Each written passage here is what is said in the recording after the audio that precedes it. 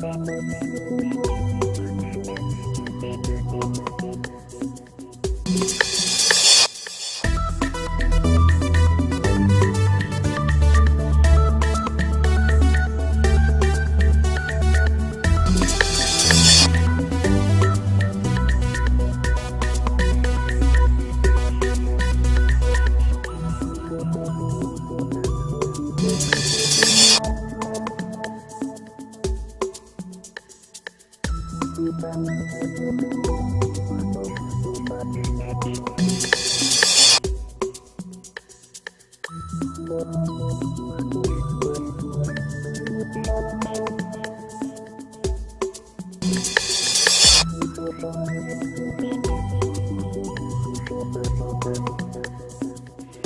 voudrais vous parler de Calvin en posant ces deux questions simples.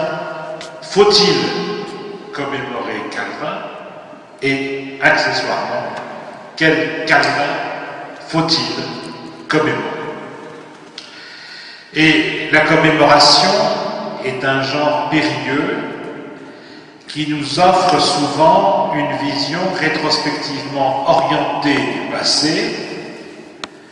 Les débats savants empruntent alors au style judiciaire une partie de leur rhétorique démonstrative. L'histoire, certes, n'est pas un prétoire, mais il arrive que les historiens soient à la fois juges et partis, voire qu'ils se comportent en justiciers.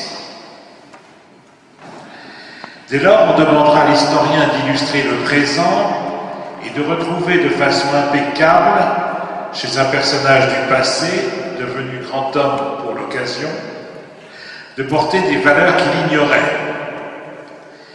Il y a fort à parier ce que l'on appelle l'anachronisme, à notre terme.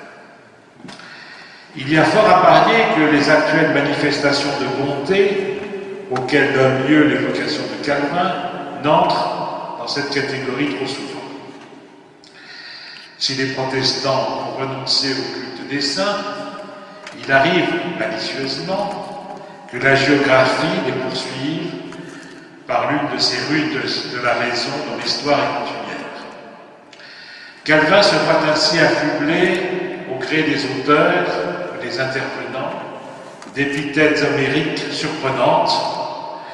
Je ne dirai rien du Calvin von Busch d'il y a quelques années.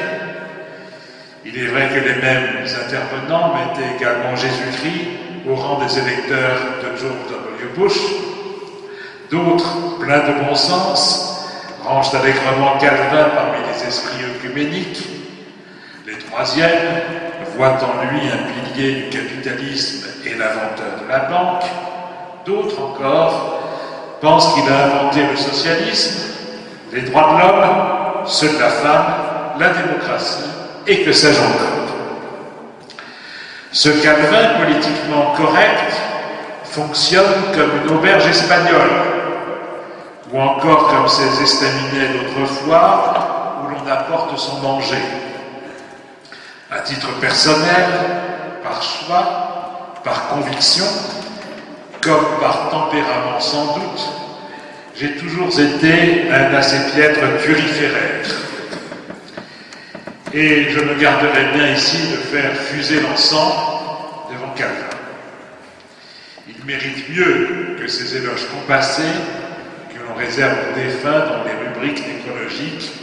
C'est que Calvin n'est pas mort, il est avec nous, il est l'un d'entre nous, et sa pensée est toujours active pour peu que l'on prête un peu l'oreille et que l'on se débarrasse de l'insupportable prêt à penser, du bel homme prêt à croire et de ces insupportables litanies pieuses dans lesquelles on enferme volontiers la pensée. Calvin ne vaut pas une messe, et c'est tant mieux. Comment dès lors déconstruire l'évidence mensongère, l'évidence trompeuse dans laquelle on enferme une pensée encore vive, une pensée pour aujourd'hui? Comment ne pas se défier des fausses évidences, des lieux communs, en déconstruisant d'abord cette idée fausse, cette idée funeste? Calvin n'est pas enfermé dans le calvinisme, il mérite mieux que ces caricatures embaumées qui fleurent la naphtaline. Calvin a été français. Calvin a été français comme Luther a été allemand. Mais nos compatriotes ne l'ont pas compris, ils n'ont pas voulu, ils n'ont pas pu le comprendre. Et la première des choses que j'ai voulu faire dans la biographie dont Philippe a eu la gentillesse de dire 2 mots tout à l'heure, la première chose que j'ai voulu faire, c'était lui rendre précisément son enracinement. Et c'est vrai qu'on nous présente souvent, trop souvent, un Calvin qui aurait été uniquement une sorte de citoyen du monde en devenant le réformateur de Genève. Et on peut partir d'une évidence ici, de tous les auteurs français de la Renaissance, entre Rabelais et Montaigne, Calvin est l'un des plus simples à lire encore aujourd'hui. La figure de Calvin est sortie définitivement du purgatoire ou du ghetto, où l'on a trop longtemps tenu pour rencontrer à nouveau, à la manière de Pascal, le large public cultivé. Et je me félicite tout particulièrement cette année de la magnifique édition de l'Institution de la religion chrétienne par Olivier Millet aux éditions Drault, ou encore par l'édition en Pléiade de plusieurs textes polémiques qui, évidemment, fournissent l'illustration de cette extraordinaire maîtrise de la langue française qui était déjà celle de Calvin. Le principal atout de Calvin, à ce titre, ce serait d'abord la clarté de son style, la qualité déjà classique de sa langue, qui font de lui le plus accessible des grands auteurs français du XVIe siècle. Et la fréquentation de Calvin constitue, et je m'en félicite, une expérience tant littéraire que spirituelle ou historique. Il est l'un des pôles constitutifs d'une conscience occidentale qui déborde largement le cas français. Le calvinisme a durablement influencé la réflexion éthique, politique des modernes, de Hobbes à Locke ou à Rousseau. Il amorce aussi, sans que Michel Foucault ne s'en rende compte dans son beau livre Les mots et les choses, une réflexion sur le langage qui débouche sur les actuelles théories du signe, et j'étais très heureux de voir, évidemment, dans votre exposition ici, au musée de Mulhouse, cette extraordinaire affiche, ceci n'est pas un pape, calqué sur la formule de Magritte bien connue, ceci n'est pas une pipe. Et je dirais qu'il y a effectivement toute une réflexion sur la langue et toute une réflexion sur le signe en particulier qui trouve son origine très précisément chez Calvin et dans sa réflexion sur la Sainte Seine. De Genève, un Français parle au monde et à ses compatriotes. Né à Noyon, Calvin est Picard, Picard il est, Picard il demeure, lorsqu'il mentionne au détour de sa correspondance sa patrie dans l'actuel département de l'Oise. Et lorsqu'il apprend le sac de Noyon en 1552 par les Espagnols, il s'indigne. « Je survis, dit-il, à ma patrie, ce que jamais je n'aurais pu croire, la ville où je suis né a été détruite entièrement par les flammes. » Ils furent quelques-uns, comme Calvin, à préférer fuir en pays étrange et lointain, comme il le dit lui-même, plutôt que de devoir sacrifier à l'idolâtrie. L'alternative proposée aux croyants était simple au XVIe siècle. Il s'agissait de résister jusqu'au martyre en cherchant le royaume de Dieu et en suivant Jésus-Christ à la croix pour parvenir à la gloire de sa résurrection, ou bien d'aller dans les terres du refuge pour y trouver une église bien réglée et policée, c'est une citation à nouveau, où la parole de Dieu se prêche et où les sacrements s'administrent comme il appartient. Le refuge n'est pas, comme on l'a parfois prétendu, une invention historiographique du XIXe siècle, ni même une simple conséquence des persécutions, du massacre de la Saint-Barthélemy à la révocation de l'édit de Nantes. Non, le refuge est avant tout d'un intense besoin spirituel du vivant même de Calvin, et vous savez que Strasbourg a été, à ce titre, l'une des premières villes du refuge. Il s'agit de sauver l'Évangile, et j'ai envie de dire, plus encore que de sauver sa peau, en refusant la, citation, lâcheté de ceux auxquels Dieu a donné à connaître la vérité de son Évangile, et qui cependant, toujours d'après Calvin, se polluent, est abomination des papistes, lesquels sont tout contraires à la religion chrétienne, vu qu'en se faisant, ils désavouent en tant qu'en eux le Fils de Dieu qui les a rachetés. L'exil, cet exil qui a été l'expérience fondatrice de Calvin, n'empêche donc pas l'enracinement. Et vous savez que l'histoire des réformes du XVIe siècle est étroitement liée effectivement à l'affirmation des nations et de leur langue, de leur culture, dans un espace européen naguère encore dominé par Rome. L'on songe à l'allemand, bien sûr, au parler savoureux de Luther, à l'acte politico-littéraire qu'a constitué sa traduction de la Bible dans un allemand normalisé, standardisé et accessible à tous, chevaliers, bourgeois ou paysans du Saint-Empire. Ce volontarisme linguistique a servi l'ambition réformatrice dans l'ère germanophone. La langue anglaise également trouve l'une de ses références dans la traduction de la Bible de 1611, dite encore version autorisée, comme pour mieux marquer qu'elle reste tributaire de la volonté royale d'assurer la conformité ecclésiastique du pays. L'Allemagne et ses princes, l'Angleterre et ses rois, la réforme dans ces deux cas s'est faite par en haut.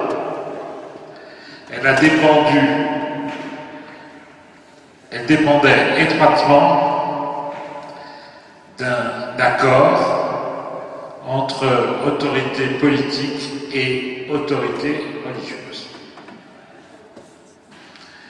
Tout autre fut la situation française, où la réforme protestante demeura, vous le savez, minoritaire. Mais la langue française tout entière, c'est là l'une de mes thèses, n'en fut pas moins affectée par l'évolution religieuse, même par cette évolution religieuse minoritaire. Il faut lire, et je crois qu'on le fait de plus en plus cette année, c'est vraiment, à mon avis, l'un des grands acquis de cette commémoration. Je méfie des commémorations, vous le savez, mais là, je crois qu'il y a quelque chose d'intéressant qui va véritablement se produire. On se remet à lire la prose inimitable de Calvin. Près d'un siècle avant Descartes, le Picard avait démêlé l'être de ses apparences pour doter notre littérature de quelques-uns de ses plus beaux textes argumentatifs, que l'on songe à l'institution de la religion chrétienne, surtout dans la version française de 1541, qui est celle qui vient d'être reprise aux éditions Gros, ou encore au fabuleux traité des reliques, que j'aime beaucoup personnellement. Vous avez dit deux mots tout à l'heure. Je ne vais pas développer sur le traité des reliques, je sais qu'il est disponible ici. Donc, traité des reliques qui apprend à traquer, mieux encore que ne le feront les philosophes des Lumières, l'imposture au sein du sacré. Et bientôt, l'idolâtrie elle-même dans les manifestations prétendument inspirées. Et je crois que ce rationalisme de Calvin cet équilibre que Calvin a su en permanence ménager entre la raison, l'intelligence, la lucidité et la spiritualité. C'est véritablement ce qui nous a légué de plus neuf. On connaît l'aphorisme de Loisy. Au début du siècle dernier, j'ai un petit sourire se peindre sur le visage de Philippe. Jésus, me disait Loisy, Jésus annonçait le royaume et c'est l'Église qui est venue. Et je dirais hélas qu'il est sans doute arrivé la même mésaventure à Calvin. Il a voulu annoncer le royaume et il a fondé le calvinisme. Reste une question d'historien. Comment Calvin est-il devenu Calvin? Ou encore, comment le calvinisme vint-il à Calvin? Cet énoncé minimal contient en soi un premier élément de réponse. Le patronyme du réformateur est Calvin. La forme Calvin est une francisation du latin Calvinus. Calvin fut d'abord un humaniste, écrivain et s'exprimant en latin. Et j'ai tenté dans ma biographie de suivre son cheminement en insistant sur les facteurs familiaux. Une origine géographique tout d'abord. Calvin est né à Noyon, à proximité de cette Oise qui avait fourni du travail à ses ancêtres. C'est dans le hameau de Pont-l'Évêque tout proche que le grand-père de Calvin avait exercé à l'automne du Moyen-Âge le métier de tonnelier. Girard, père de Calvin, avait accédé à la bourgeoisie de Noyon en 1497. Il avait épousé en premières noces Jeanne Lefranc, fille d'un ancien hôtelier de Cambrai. La mère de Calvin devait mourir en 1515, laissant derrière elle un fils de 6 ans. Simple greffier municipal, puis avoué auprès de l'officialité épiscopale, Girard avait été agent fiscal, secrétaire épiscopal et enfin procureur du chapitre cathédral. Mais le clergé n'avait pas été tendre avec son serviteur, mort excommunié en 1531 en état d'excommunication. Charles, le frère aîné de Calvin, était entré dans les ordres, mais il était mort lui aussi en refusant les derniers sacrements de cette Église qui avait tourmenté leur père. François et Antoine étaient les deux autres frères de Calvin qui l'accompagnaient, Antoine qui l'accompagnait à Genève, où la légèreté d'effraya apparemment. Le jeune Calvin avait reçu la protection de l'évêque de sa ville natale et il se destinait tout naturellement à l'état ecclésiastique lorsque son père, il y a là un passage extraordinaire que nous raconte lui-même Calvin, lorsque son père, lassé sans doute des tracasseries du clergé, lui fit changer d'orientation. Et au lieu donc de s'orienter vers la théologie, comme on pouvait le faire tout naturellement, il lui intima l'ordre de se consacrer au droit. Dès que j'étais jeune enfant, me dit Calvin, mon père m'avait destiné à la théologie. Mais puis après, d'autant qu'il considérait que la science des lois communément enrichit ceux qui la suivent, cette espérance lui fit incontinent changer d'avis. Ainsi, cela fut cause qu'on me retira de l'étude de philosophie et que je fus mis à apprendre les lois. Après Paris, où il étudia au collège de la Marche et au collège de Montaigu, le jeune homme se retrouva à Orléans, puis à Bourges. Ses débuts littéraires, il les fit en avril 1532 en publiant un commentaire De Clementia de Sénèque. Un Calvin humaniste et amoureux des belles lettres, effectuait sa rentrée littéraire sans que sa tentative n'ait pour l'instant de coloration religieuse définie, et c'est extraordinairement important. Car la conversion n'intervint qu'un peu plus tard, à une date difficile à cerner. Et je voudrais reprendre avec vous ce texte dans lequel il décrit sa conversion, parce que c'est un texte sur lequel on risque souvent de faire des contresens.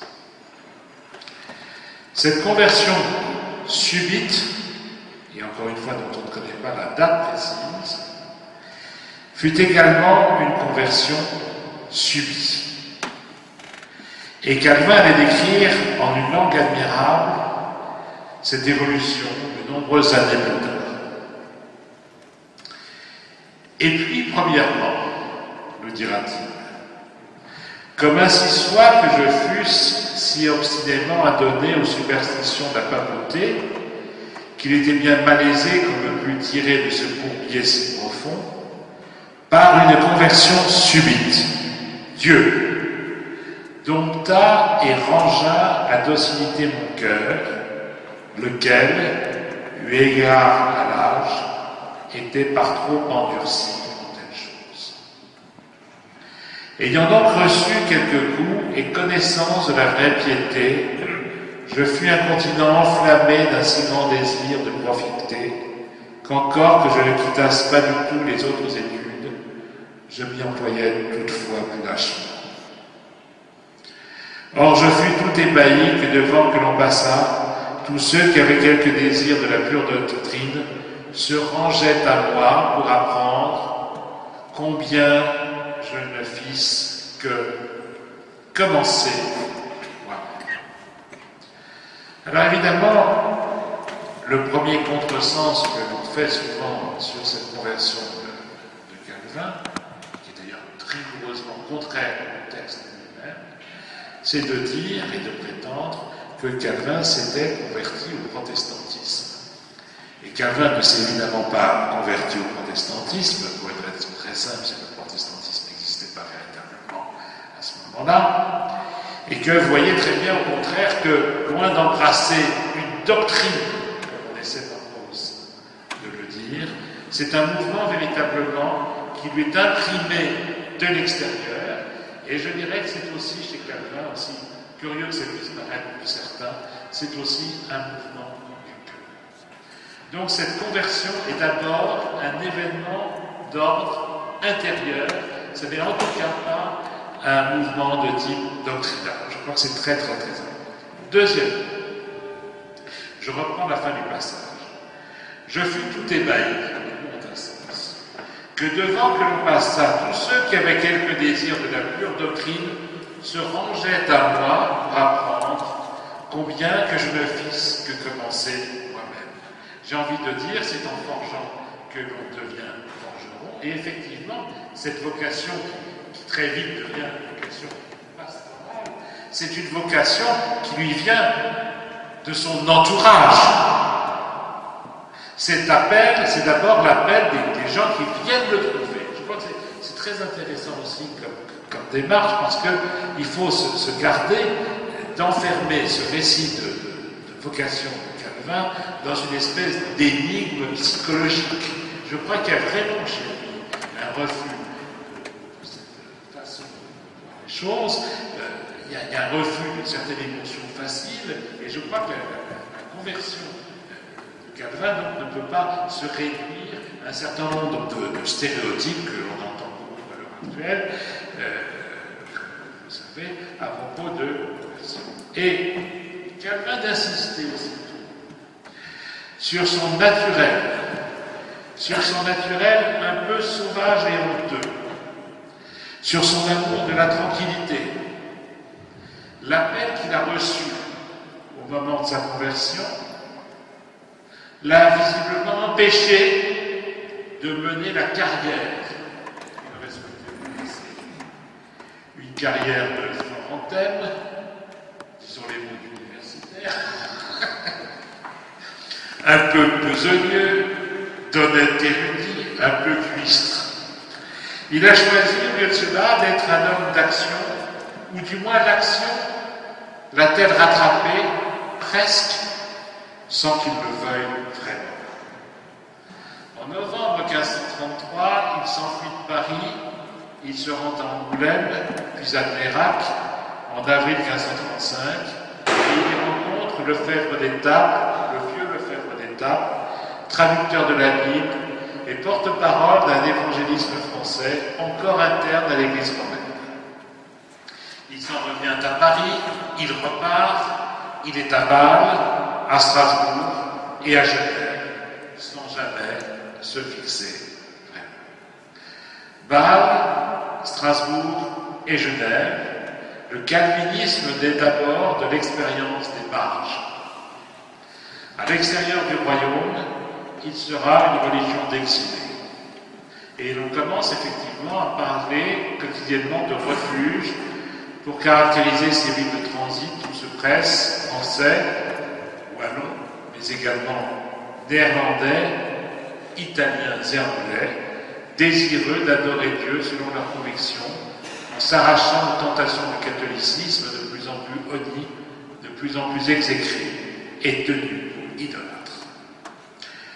Alors évidemment, reste cette question, Calvin était-il calviniste? Je ferai une réponse simple, Marx n'était pas marxiste, et je ne suis pas non plus tout à fait sûr que Jésus-Christ ait été chrétien. Point de vue historien, si vous me permettez, qui souhaite évidemment déconstruire les évidences qui souvent bloquent la pensée. Partons donc de l'hypothèse que Marx n'a pas été marxiste, que Jésus n'a pas nécessairement été chrétien, du moins au sens de l'Église. Qu'obtenons-nous? Appliquons a fortiori le même traitement à Calvin et au calvinisme. Déconstruisons cette évidence, Calvin égale le calvinisme. Que reste-t-il? Ce qu'il y a peut-être de plus passionnant pour l'auteur d'une biographie, un homme aux prises avec son temps, avec ses problèmes, et avec l'immense espérance que fait naître en lui cet appel qu'il a reçu, cette conversion, effectivement en forme d'appel, ou cet appel en forme de conversion. Calvin, nouveau Jonas, Calvin fut d'abord aux prises avec l'immense mystère de sa vocation. La prédestination, souvent incomprise, n'est que la réponse d'une conscience inquiète et troublée à l'insondable mystère de l'élection.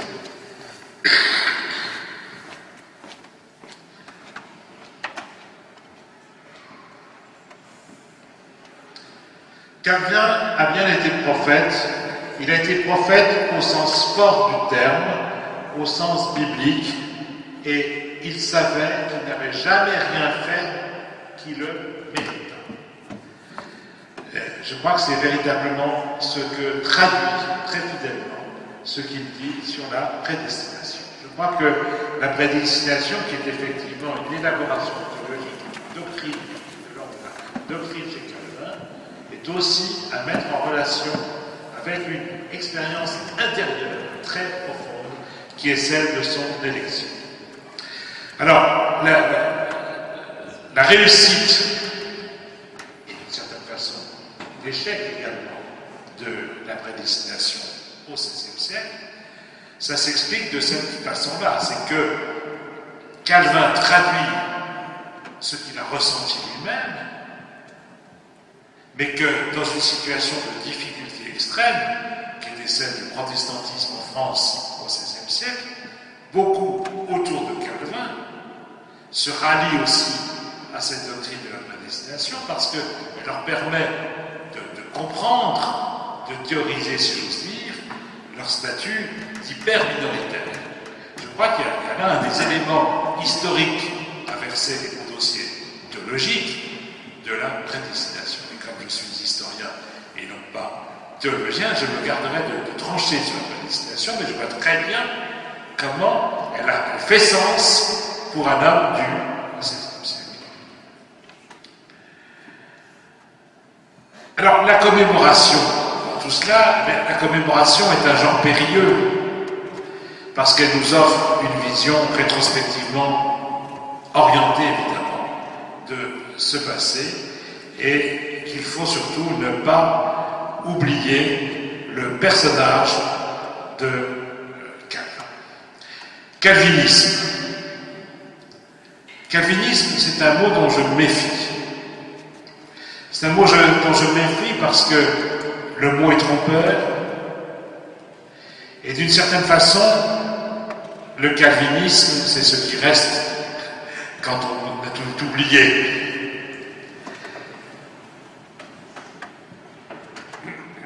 La réussite du calvinisme, d'une certaine façon, c'est bien l'échec de Calvin. De qui se recommander? De Paul, d'Apollos, de Céphas ou de Calvin? Bon apôtre, Calvin flairait le piège. Et il mettait, vous le savez, en garde ses amis contre tout culte de la personnalité.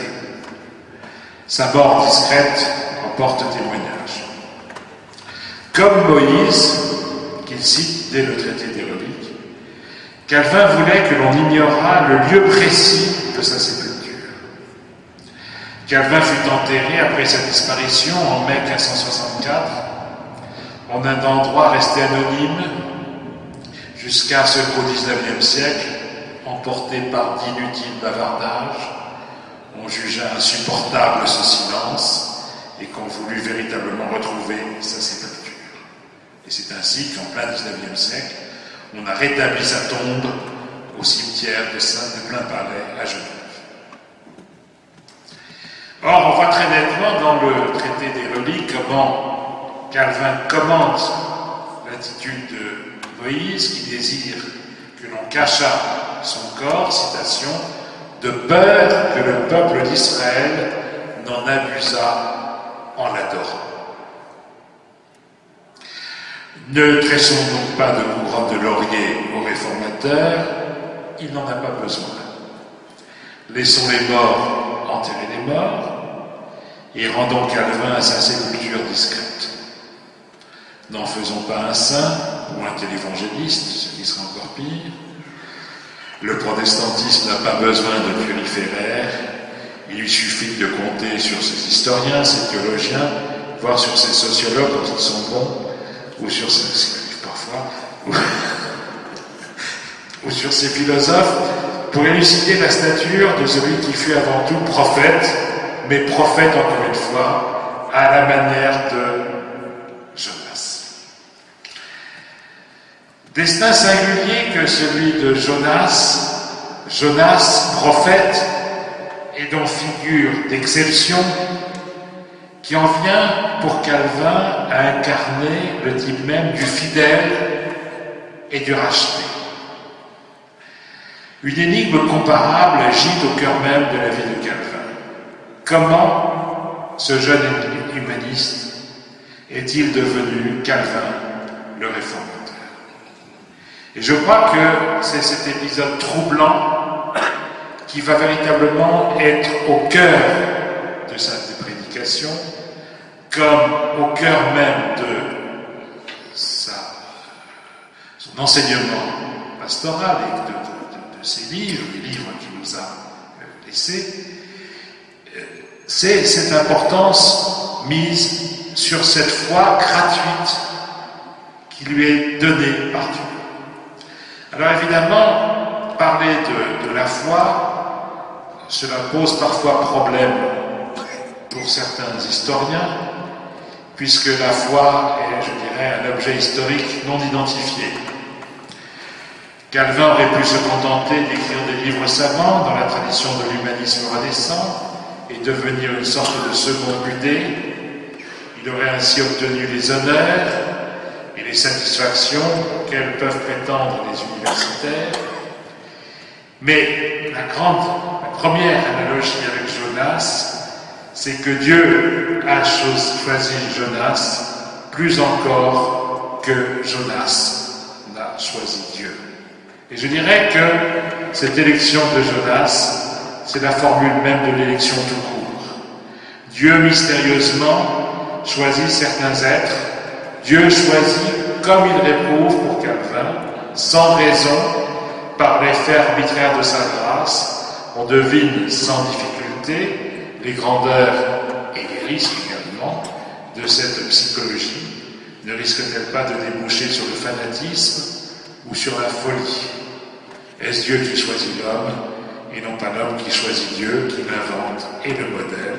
Calvin sent l'objection, il l'anticipe, il la prévoit, il la résout. Toutes ces choses, nous dit-il, toutes ces choses nous vont tracer non pas ce que nous sommes, mais ce qu'avons désiré être. Voici comment Calvin écrit effectivement à l'évêque de Carpentras-Sadolet lors de son séjour à Strasbourg. Il entre, je crois que c'est essentiel pour comprendre Calvin et la modernité de Calvin, il entre une part de désir dans la conversion. La vocation n'est pas une pente naturelle façonnée par l'habitude ou le confort, mais une irruption subite, impérative et péremptoire, un appel auquel on ne peut se soustraire. Dieu, décidément, contrarie Calvin. Il le mène précisément là où il ne veut pas aller, à Genève. Le trajet, en quelque sorte, d'un prédestiné. La prédestination, ce dogme calviniste dont on ne s'approche qu'avec effroi, est d'abord chez Calvin la traduction existentielle d'une expérience intime. Voilà ce que l'historien peut dire. Il n'a pas à se prononcer sur la validité des concepts, mais il peut cependant constater leur caractère opératoire pour un siècle donné. Ma timidité, consent Calvin, me présentait beaucoup de raisons de m'excuser pour ne point reprendre des recherches sur mes épaules un fardeau si pesant. La prédestination pour les hommes du XVIe siècle est d'abord un réconfort, et non point comme une imagerie pétrie de jansénisme catholique ultérieur le laisse à croire, un motif d'inquiétude. Je crois qu'on a très souvent perdu de vue ce qu'était la prédestination pour un homme du XVIe siècle. Quelle conscience Calvin avait-il de sa mission? En se comparant au prophète Jonas, lorsqu'il décide de rester à Strasbourg, le réformateur répond en partie à la question.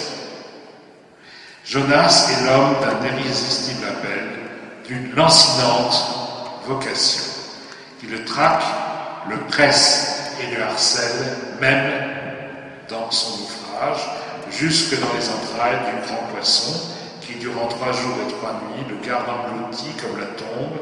Le dialogue de Jonas et de son Créateur se poursuit. Cette doctrine de l'assurance est le point névralgique de certaines des interrogations actuelles sur Calvin et le calvinisme, en particulier aux États-Unis. Alors très souvent, il y a une deuxième confusion que l'on fait à propos de Calvin, donc là je parle bien en tant qu'historien, donc je m'intéresse à l'homme du XVIe siècle, et éventuellement à la façon dont ultérieurement on a repris et recodifié cette pensée. Donc on confond très souvent la prédestination telle qu'elle est exposée chez Calvin et la prédestination augustinienne qui est reprise par le jansénisme en France, en particulier au XVIIe siècle. Je dis en France, ailleurs qu'en France aussi, mais beaucoup en France au XVIIe siècle. À mon avis, c'est évidemment une erreur d'interprétation. Deuxièmement, à partir de Calvin, au XVIIe siècle, existe une scolastique réformée d'inspiration calviniste, mais qui accentue à nouveau la doctrine de la prédestination, et dans un sens qui n'était pas nécessairement le sens voulu par Calvin. Et vous savez qu'il y a toute une des sociologues partout. S'il y a des sociologues ici, ils pourront répondre. Vous savez qu'on cite souvent à propos du protestantisme, protestantisme en général, les admirables écrits de Max Weber. Et Max Weber, quand il parle en fait de Calvin, très souvent il ne parle pas de Calvin, c'est extraordinaire. Il ne parle pas de Calvin, je ne le sais pas, mais ça c'est parce que les sociologues, s'il y a des historiens, ils s'en sont aperçus. Enfin, il dit des choses tout à fait intéressantes par ailleurs. Et donc, il confond un peu Calvin le calvinisme, le puritanisme, la France, l'Angleterre, l'Allemagne, etc. Alors, il y a effectivement une scolastique réformée qui accentue la doctrine de la prédestination, qui est très importante encore à l'heure actuelle aux Pays-Bas, et qui trouve, selon moi, son expression achevée en Angleterre. Je sais que c'est l'Angleterre, j'ai eu de gentillesse de le rappeler tout à l'heure, donc je vais parler un peu de ma paroisse. Et donc, cette doctrine réformée, elle trouve son expression achevée en Angleterre dans la Confession de foi de Westminster de 1646-1647, qui est demeuré l'un des piliers du calvinisme orthodoxe jusqu'à notre époque. C'est un texte absolument extraordinaire. Et en son chapitre 18, il aborde précisément la question de l'assurance de la grâce et du salut. Et je vous lis ce texte. Bien que les hypocrites et autres damnés puissent entretenir de faux espoirs, je ne sais pas s'il y a beaucoup de pasteurs qui prêcheraient comme ça de nos jours. Vous avez peut-être un peu de mal. Ça dépend. Bon. Bien que les hypocrites et autres damnés puissent entretenir de faux espoirs et penser selon la chair qu'ils sont dans la faveur de Dieu et dans l'état du salut, leur espoir se révélera périssable.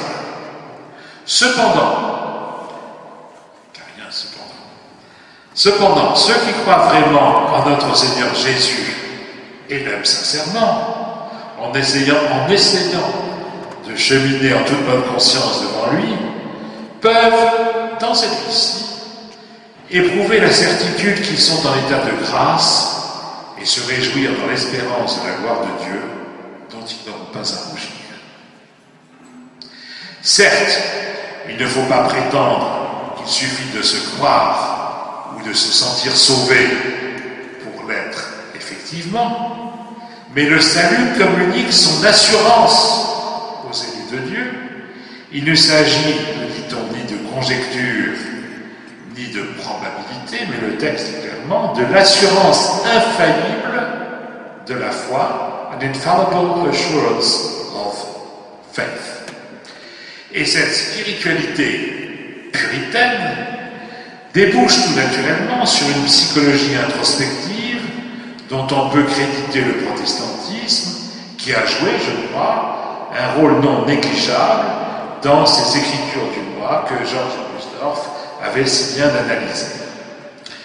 Une fois acquise cette certitude que l'on est sauvé, on peut certes retomber dans le péché, mais Dieu n'abandonne jamais ceux qu'il a choisis, sa première caractéristique étant la fidélité.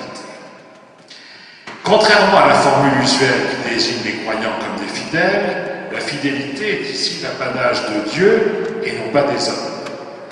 En bonne logique calviniste, vous le savez, c'est avant tout Dieu qui se montre fidèle, ou encore Dieu n'est pas l'objet de la foi, il en est le sujet par excellence, l'initiateur absolu. Calvin a donc été inséparable, si on s'intéresse également à sa postérité, de la constitution d'un espace réformé, puissamment original, face au catholicisme ou au luthéranisme allemand, à la fois proche et dissemblable. Et je crois qu'on a là aussi une dimension absolument essentielle à l'heure européenne, s'il est permis de faire référence à notre actualité. Je crois que l'Europe doit avoir conscience de sa pluralité.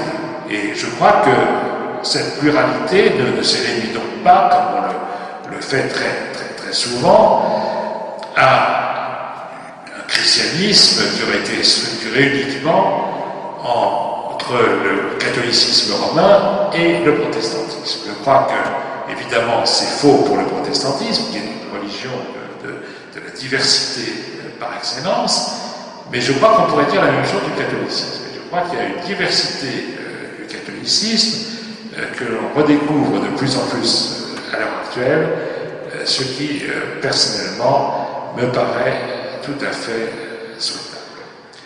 Alors, ce réformateur du XVIe siècle, si on essaie effectivement de remonter jusqu'à lui en historien, eh bien, je crois qu'il nous donne un certain nombre d'enseignements tout à fait fondamentaux pour comprendre le monde contemporain. Et personnellement, ce que je retiens peut-être de plus fort chez lui, c'est cette double passion d'intellectuel et de croyant.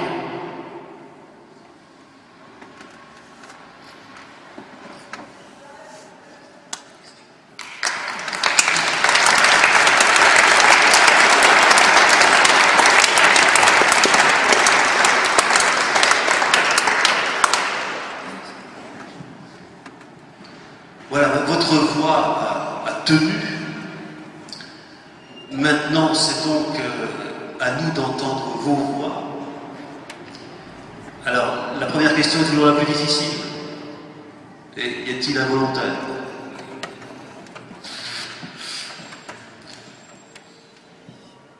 On a donc vu, et le professeur Bernard Cotret a voulu nous sensibiliser au fait que on arrive déjà à faire des anachronismes quand on fait de l'histoire. Alors quand en plus on fait des commémorations sans faire de la bonne histoire, c'est encore pire. Et qu'il est de notre responsabilité intellectuelle, et nous aussi une responsabilité spirituelle en tant que responsable d'Église, de faire justement attention à rendre à César ce qui est à César, et à ne pas faire de Calvin tout et n'importe quoi. Et donc c'est tout ce problème qui aujourd'hui est au cœur de ce 500e anniversaire, parce qu'évidemment, moi j'ai préparé un article qui sortira dans quelques temps où je trouvais que cet anniversaire était celui de l'équilibre. On n'a pas appris des choses absolument extraordinairement nouvelles sur Calvin, mais on a affiné les affirmations et les raisonnements. Et ce 500e anniversaire, qui a des bons côtés, nous redonne, nous avons peut-être pour la première fois dans l'historiographie calvinienne, la possibilité, même pour un public cultivé, pour le grand public, de nous approcher à peu près justement du personnage historique et de pouvoir lire son œuvre un peu mieux que nos prédécesseurs. C'est l'impression que me donne ce 500e anniversaire, si nous faisons encore l'effort maintenant de poursuivre par différentes lectures ou les conférences.